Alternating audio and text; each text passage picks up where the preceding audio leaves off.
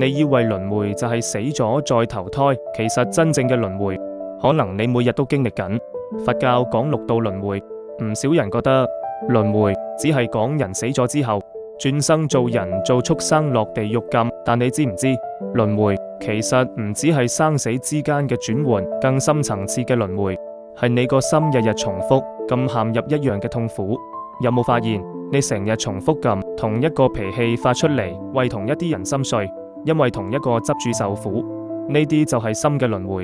唔閃等到死，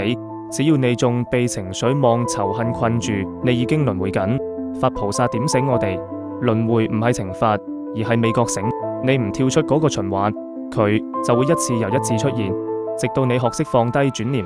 先至真真正正跳出輪迴。輪迴唔係將來嘅事，而係你而家點活。點亮心燈，關注我禪到位，分享俾你身邊嘅親人朋友，一齊用智慧超越輪迴。